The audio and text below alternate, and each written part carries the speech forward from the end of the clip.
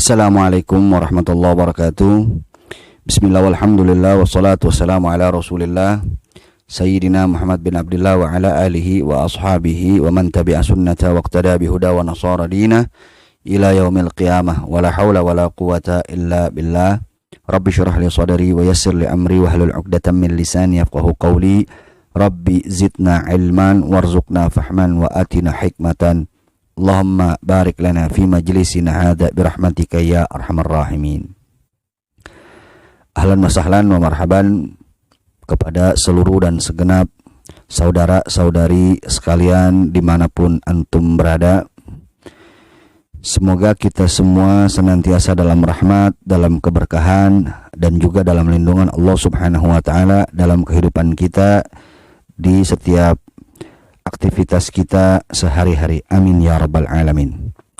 Ikhwan fillah rahimakumullah, dalam kesempatan ini kita akan kembali melanjutkan kajian kitab Ta'lim al-Muta'allim karangan Syekh Burhanuddin Az-Zarnuji, dan semoga kita mendapatkan manfaat dan keberkahan dari kajian ini. Amin ya rabbal alamin. Di sebelumnya kita telah membahas awal dari muqaddimatul kitab dari kitab Ta'lim al-Muta'allim ini, dan dalam kesempatan ini kita akan lanjutkan kembali masih dalam muqaddimatul kitab. Sebelum itu mari sama-sama kita baca terlebih dahulu suratul Fatihah dan juga niat ta'lim. Bismillahirrahmanirrahim. Al-Fatihah hadratin Nabi Muhammadin sallallahu alaihi wa ala alihi wa ashabihi wa mawalah. Thumma ila arwahil anbiya wal mursalin wal awliya wa syuhada wa salihin wal a'immatir rasyidin wal amal amilin, khususan min hamsayyidina al-imam al-muhajir Ahmad ibn Isa wa sinal wakil muqaddam Ahmad Ali Ba'alawi thumma ila rasyal gibun hamsaka bashiyal ibn kusafran thumma ila rinan mudul anfas wala mantan nabras habib ma'al rahmat syiyal ibn abdul baras thumma ila rasulna al-maqud bil syahada qadhil ibadul bilad al-habib abdullah bin al-haddad wa sallallahu alaihi wa sallam thumma khususan la rasyal Burhanuddin Az-Zarnuji sahabat ta'lim ta'lim وصوله وتلامذته والذوي الحقوق المنتسبين إليه أجمعين وثم إلى روح سيد الوالد الرسالة وأبو ياسر حسن محمد بن أبو ياسر محمد المالكي وصوله أن نلتقي الشام برحمة والمغفرة ويعيد علينا من بركة مسرار منوار وعلوم ونفات بركات في الدين والدنيا والآخرة بسر الفاتحة. أعوذ بالله من الشيطان الرجيم. بسم الله الرحمن الرحيم. الحمد لله رب العالمين الرحمن الرحيم مالك يوم الدين إياك نعبد وإياك نستعين اهدنا الصراط المستقيم صراط الذين أنعمت عليهم غير المغضوب عليهم ولا الضالين رب اغفر لي ولوالدي آمين. بسم الله الرحمن الرحيم. نويت التعلم والتعليم والإفادة والاستفادة والحث على التمسك بكتاب الله وسنة رسول الله صلى الله عليه وسلم والدعاء إلى الهدى والدلالة على الخير ابتغاء مرضات الله ورضوانه وقربه وثوابه. Bismillahirrahmanirrahim. Alhamdulillah wassalatu wassalamu ala rasulillah Sayyidina Muhammad bin Abdullah wa ala alihi wa ashabihi wa mawalah wa la hawla wa la quwata illa billah. Qala al-mu'allif rahimahullahu ta'ala anhu wa nafa'ana bih wa bibarakati ulumi fid darain amin ya rabbal alamin. Wa ba'd. Dan adapun setelah itu, setelah basmalah, hamdalah, dan sholawat kepada Rasulullah, beliau Syekh Burhanuddin Az-Zarnuji melanjutkan, falamma ra'aitu katsiran min talabil ilmi fi zamanina, maka tatkala aku melihat banyak daripada para penuntut ilmu fi zamanina, di zaman kami, yaitu zaman beliau hidup kisaran tahun 500-an Hijriah. Yajiduna ilal ilmi, mereka bersungguh-sungguh untuk mendapatkan ilmu, wala yasilun, akan tetapi mereka tidak mendapatkannya. Au mimmana fi'ihi wa thamaratihi, atau mendapatkan manfaat dan buah daripada ilmu. Wahiyal amalu bihi wan nashru, yaitu pengamalan akan ilmu tersebut, wan nashru, dan penyebaran akan ilmu tersebut. Yuhramun, mereka itu dalam keadaan terhalang daripada mendapatkan ilmu, mendapatkan manfaat ilmu, dan juga mendapatkan buahnya ilmu. Lima annahum akhta'u tara'iqahu wa taraku syara'itahu. Hal itu dikarenakan sesungguhnya mereka akhtau telah keliru tara'iqahu, metodenya, caranya, jalannya dalam menuntut ilmu. Wa taraku syara'itahu, dan mereka telah meninggalkan syarat-syarat dalam menuntut ilmu.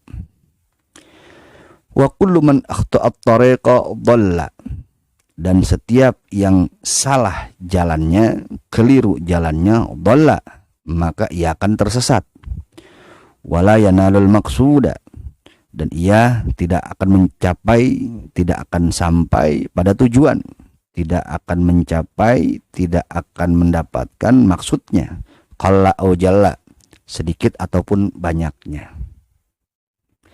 Nah, jadi di sini beliau sedang menggambarkan fenomena yang beliau lihat langsung, yang beliau alami langsung, yang beliau rasakan langsung di zaman beliau, di mana saat itu beliau melihat banyak para penuntut ilmu.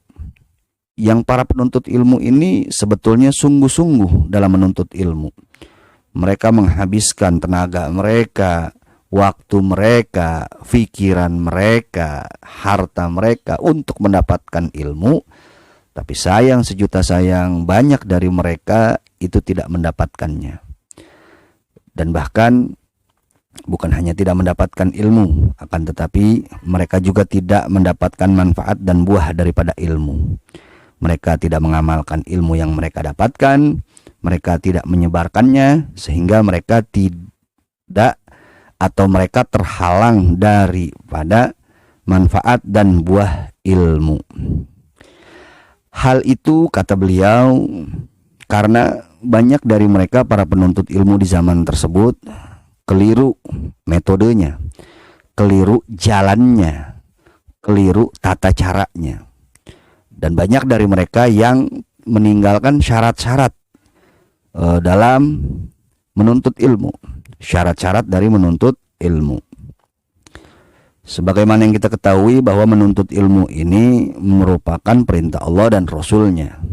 Utlubul ilma, kata Nabi SAW, tuntutlah ilmu, carilah ilmu, kata Rasulullah SAW. Mencari ilmu itu hukumnya wajib bagi setiap muslim. Nah, karena itu menuntut ilmu yang merupakan perintah Allah dan Rasulnya, maka menuntut ilmu ini menjadi kewajiban kita bagi kita sebagai umat Islam. Dan tentunya ini menjadi satu ibadah tertentu yang diperintahkan oleh Allah dan Rasulnya. Yang namanya ibadah tentu ada tata caranya, ada aturannya, ada kaifiahnya. Ibadah tidak bisa sembarangan, tidak bisa serampangan, tidak bisa asal-asalan, tidak bisa sesuka hati kita, seenak hawa nafsu kita. Yang namanya ibadah ada tata caranya, ada aturannya, ada kaifiahnya, ada ilmunya, termasuk menuntut ilmu, yang juga merupakan salah satu ibadah. Karena itu menuntut ilmu yang juga merupakan ibadah ada tata caranya, ada aturannya, ada kaifiahnya, ada ilmunya. Nah, ibadallah rahimakumullah, jadi beliau sedang menggambarkan fenomena yang beliau lihat, beliau rasakan, beliau alami saat itu. Banyak dari para penuntut ilmu yang ada di zaman beliau yang sebetulnya mereka ini bersungguh-sungguh dalam menuntut ilmu, tapi mereka tidak mendapatkan manfaat dan buah daripada ilmu tersebut. Kemudian beliau lanjutkan, faratu ahbabtu, maka aku ingin dengan senang hati an ubayyina lahum, untuk menjelaskan kepada mereka para penuntut ilmu tersebut, tariqat ta'allum, suatu metode belajar, tata cara dalam belajar, aturan dalam belajar. Ala ma ra'aitu fil kutub, yang telah aku lihat, yang telah aku dapatkan dari berbagai macam kitab. Wa sami'tu, dan yang juga telah aku dengar, min asatidhi, dari guru-guruku, ulil ilmi wal hikam, yang merupakan ahli ilmu dan ahli hikmah. Rajaan ad-du'a li minar raghibina fihi, dalam rangka mengharapkan suatu doa bagiku, minar raghibina fihi, dari orang-orang yang mencari di dalamnya, al-mukhlasin, mereka yang tulus ikhlas, bil fauzi wal khalas, dengan mengharapkan keberuntungan dan kesudahan atau keselamatan yang baik, fi yaumiddin, di akhirat. Ba'da mastakhartullah ta'ala fihi, sesudah aku memohon petunjuk Allah fihi, di dalamnya, yaitu di dalam mengarang kitab ini. Nah, jadi di sini beliau sedang menceritakan motivasi beliau mengarang kitab Ta'limut Ta'lim ini. Para ulama mempunyai motivasi yang berbeda-beda antara satu dengan yang lainnya dalam mengarang kitab. Ada ulama yang dimotivasi karena permintaan dari murid-muridnya, permintaan dari umat untuk mengarang satu kitab, akhirnya dikaranglah kitab oleh para ulama tersebut. Ada juga ulama yang mengarang kitab untuk, yaitu merespon keadaan-keadaan atau fenomena-fenomena yang terjadi di zaman beliau. Ada juga para ulama yang mengarang kitab untuk menjawab pertanyaan-pertanyaan dari umat yang ditanyakan kepada beliau. Ada juga ulama yang mengarang kitab untuk menjawab dengan hujah-hujahnya terkait perkara-perkara yang timbul di masa beliau. Ada juga ulama yang mengarang kitab dimotivasi oleh motivasi lainnya. Jadi antara satu ulama dengan ulama yang lain terkadang motivasinya berbeda-beda, tapi tujuannya sama, yaitu mencari ridha Allah Subhanahu wa taala, dan benang merahnya sama, didasari karena kepedulian mereka akan keadaan umat saat itu. Sebagaimana yang dialami oleh Syekh Burhanuddin Az-Zarnuji. Beliau miris melihat banyak para penuntut ilmu yang sebetulnya para penuntut ilmu ini bersungguh-sungguh dalam mencari ilmu. Mereka habiskan waktu mereka, tenaga mereka, harta mereka, waktu mereka, mereka korbankan yang mereka punya untuk mendapatkan ilmu. Tapi sayang sejuta sayang, banyak dari mereka yang tidak mendapatkan ilmu, tidak mendapatkan manfaatnya, tidak mendapatkan buahnya. Nah, sehingga dari situ tergeraklah, terdolonglah beliau untuk mengarang suatu kitab dalam rangka menjelaskan kepada para penuntut ilmu tersebut untuk, yaitu menempuh satu metode agar mereka mendapatkan buah dan juga manfaat daripada ilmu yang mereka cari tersebut, yang mereka dapatkan, yang mereka pelajari, sehingga ilmu yang mereka dapatkan itu menjadi bermanfaat dan mereka pun mendapatkan buah dan hasil daripada ilmu tersebut. Nah, jadi ini yang beliau utarakan di Muqaddimatul Kitab ini. Jadi berangkat kepedulian beliau terhadap kaum muslimin saat itu. Dan ini merupakan salah satu ciri orang muslim, ciri orang yang beriman. Sebagaimana yang disampaikan oleh Nabi SAW, "Man la yahtam bi umuril muslimin falaisa minhum." Barang siapa yang tidak peduli dengan urusan kaum muslimin, falaisa minhum, maka ia bukan golongan mereka. Mafhum mukhalafahnya adalah, kalau kita peduli dengan urusan kaum muslimin, maka kita bagian dari mereka. Jika kita tidak peduli dengan urusan kaum muslimin, kita dianggap bukan bagian dari kaum muslimin. Karena itu setiap muslim harus peduli dengan saudaranya, antara satu dengan yang lainnya. Di hadis lain Nabi SAW pun menyampaikan, al-mu'minuna lil mu'minin kalbunyan. Orang mukmin yang satu dengan orang mukmin yang lain itu seperti bangunan, diibaratkan bangunan. Yashuddu ba'duhu ba'dan, menunjang antara satu dengan yang lainnya. Nah, inilah yang harus dimiliki oleh setiap muslim, setiap mukmin, yaitu kepedulian akan saudara-saudaranya. Jangankan untuk peduli dengan sesama muslim, untuk peduli dengan sesama manusia walaupun di luar Islam pun kita diharuskan. Nah, bahkan bukan hanya dengan manusia, tapi juga kita tetap harus peduli dengan hewan, dengan tumbuhan, dengan alam sekitar kita.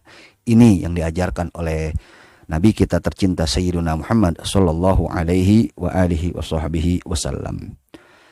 Nah, jadi ini alasan beliau ini landasan beliau, sabab musabab beliau mengarang kitab ini, yaitu kepedulian beliau, keprihatinan beliau akan keadaan para penuntut ilmu di zaman beliau. Kemudian dilanjutkan oleh beliau, wasamaituhu, dan aku namakan kitab ini Ta'limul Muta'allim, kitab ta'lim muta'allim tariqat ta'allum. Ta'lim muta'allim tariqat ta'allum, yang kalau kita artikan secara sederhananya yaitu suatu pelajaran bagi para pelajar terkait metode belajar. Kurang lebih seperti itu arti daripada Ta'lim al-Muta'allim tariqat ta'allum. Wa ja'altuhu, dan aku jadikan kitab ini fusulan, beberapa fasal. Yang pertama, faslun fi mahiyatil ilmi wal fiqhi wa fadlihi.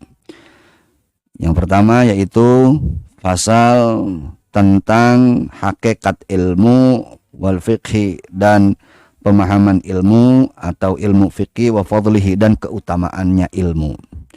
Kemudian selanjutnya faslun fi niyati halit ta'allum, yaitu fasal tentang niat dalam waktu belajar.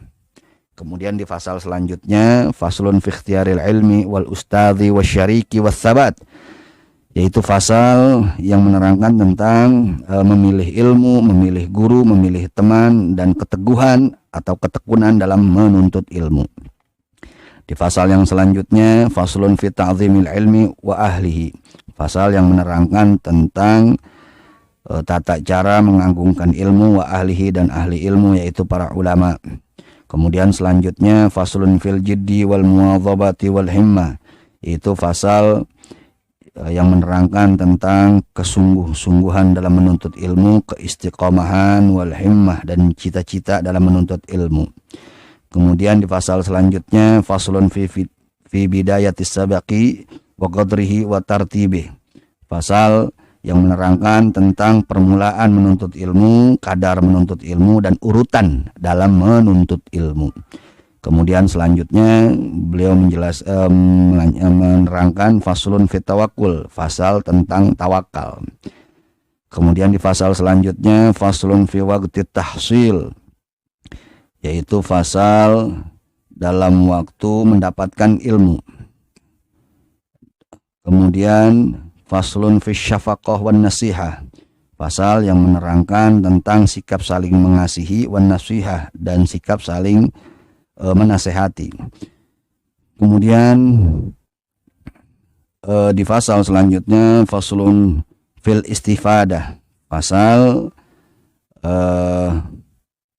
istifadah, mencari tambahan ilmu. Kemudian faslun fil wara' halat ta'allum, pasal yang menerangkan sikap wara' dalam waktu belajar. Dan di fasal selanjutnya yaitu faslun fima yurithul hifdha wan nisyan, pasal yang menerangkan tentang perkara-perkara yang dapat mewariskan ingatan dan mewariskan lupa, perkara-perkara yang bisa menyebabkan kuatnya ingatan dan lemahnya ingatan. Kemudian di fasal selanjutnya yaitu faslun fima yajlibur rizqa wa ma yamna'uhu wa ma yazidu fil umri wa ma yanqusu, yaitu fasal yang menjelaskan tentang perkara-perkara yang dapat mempermudah datangnya rizki, wa ma yamna'uhu, dan perkara-perkara yang bisa mencegah atau menjadi susah datangnya rizki, wa ma yazidu fil umur, dan perkara yang bisa menambah umur, bisa juga dalam artian walau umur tidak bertambah tapi keberkahan dalam umur tersebut bertambah, wa ma yanqusu, dan perkara-perkara yang dapat menyebabkan berkurangnya umur atau berkurang keberkahannya umur. Nah, itulah pasal-pasal yang dibahas di dalam kitab Ta'lim Muta'allim ini, yang insya Allah nanti kita akan bahas satu persatunya, insya Allah. Wa ma taufiqi illa billah, alaihi tawakkaltu wa ilaihi unib. Dan tidak ada taufik, tidak ada pertolongan illa billah, kecuali dari Allah, alaihi tawakkaltu, kepadanya aku bertawakal, wa ilaihi unib, dan kepadanya lah aku kembali. Nah, jadi di mukaddimah ini beliau menyampaikan tentang motivasi beliau mengarang kitab ini, yaitu didasari keprihatinan beliau melihat para penuntut ilmu di zaman beliau yang banyak dari mereka ini tidak mendapatkan ilmu, tidak mendapatkan manfaat ilmu, tidak mendapatkan buah ilmu. Mereka terhalang dari itu semua karena mereka keliru jalannya dan mereka meninggalkan syarat-syarat menuntut ilmu. Nah, jadi dari sini kita dapat pelajaran penting dan kembali mengingatkan kita bahwa yang namanya menuntut ilmu itu ada tata caranya, ada aturannya, ada kaifiyahnya, ada ilmunya. Karena menuntut ilmu ini merupakan satu bentuk ibadah, dan ibadah ada tata caranya, ada aturannya, ada kaifiyahnya, ada ilmunya. Ibadah tidak boleh sembarangan, tidak boleh serampangan, tidak boleh asal-asalan, tidak boleh seenak hati kita, sesuka hawa nafsu kita. Sekali lagi, ibadah ada tata caranya, ada aturannya, ada kaifiyahnya, ada ilmunya. Nah, karena itu menuntut ilmu pun ada ilmunya, ada tata caranya, ada aturannya, ada kaifiyahnya. Syekh Ahmad bin Ruslan Asy-Syafi'i mengatakan, wa kullu man bighairi ilmin ya'malu a'maluhu mardudatun la tuqbalu. Dan setiap orang yang beramal tanpa didasari dengan ilmu, dia beramal sesuka hati dia, seenak hawa nafsu dia, tanpa didasari dengan ilmu. Ia tidak perhatikan syaratnya, tidak perhatikan rukunnya, tidak perhatikan apa-apa yang perlu ia perhatikan. A'maluhu, maka amal-amalnya mardudatun, tertolak, la tuqbalu, tidak diterima. Andai kata pun ia mendapatkan ilmu, akan tetapi ia akan terhalang daripada mendapatkan manfaat dan buahnya ilmu, apalagi mendapatkan keberkahan daripada ilmu tersebut. Nah, jadi kitab ini sangat-sangat penting dan sangat-sangat perlu untuk dipelajari bagi kita yang diwajibkan oleh Allah dan Rasulnya untuk menuntut ilmu. Sebab jika kita tidak perhatikan tata caranya, aturannya, kaifiyahnya, ilmunya dalam menuntut ilmu, maka besar kemungkinan kita tidak akan mendapatkan apa yang kita cari tersebut. Kita tidak akan mendapatkan manfaat, kita juga tidak akan mendapatkan buah daripada ilmu, dan mungkin tentunya kita juga akan jauh daripada keberkahan ilmu tersebut. Na'udzubillah tsumma na'udzubillah min dzalik. Karenanya sekali lagi kitab ini begitu penting untuk dikaji. Makanya sampai saat ini kitab ini masih sering dikaji, masih terus dikaji di berbagai pondok pesantren. Bahkan ini kitab menjadi salah satu kitab wajib bagi para santri di berbagai pondok pesantren. Para santri ini diwajibkan untuk mempelajari kitab Ta'limu Ta'lim ini, agar para santri ini mengerti bahwa dalam menuntut ilmu ada tata cara, ada aturan, ada kaifiyah yang harus mereka perhatikan, yang tidak boleh mereka tinggalkan, yang tidak mereka boleh abaikan, supaya mereka betul-betul mendapatkan ilmu yang manfaat, ilmu yang berkah, yang akan membawa kebahagiaan untuk mereka dunia dan akhirat. Jadi ini yang melandasi Syekh Burhanuddin Az-Zarnuji mengarang kitab ini. Mudah-mudahan bermanfaat. Insyaallah kita sambung di kesempatan selanjutnya. Wallahu a'lam bishawab. Terima kasih atas perhatian. Mohon maaf atas segala kekurangan dalam penyampaian. Hadani Allah wa iyyakum ila siratil mustaqim wal afu minkum. Wassalamu alaikum warahmatullahi wabarakatuh. Jika menurut Anda konten ini bermanfaat, jangan lupa subscribe channelnya, share videonya, dan terima kasih atas segala perhatian. Mohon maaf atas segala kekurangan dalam penyampaian. Insyaallah kita bertemu di lain kesempatan. Hadani Allah wa iyyakum ila siratil mustaqim wal afu minkum. Wassalamu alaikum warahmatullahi wabarakatuh.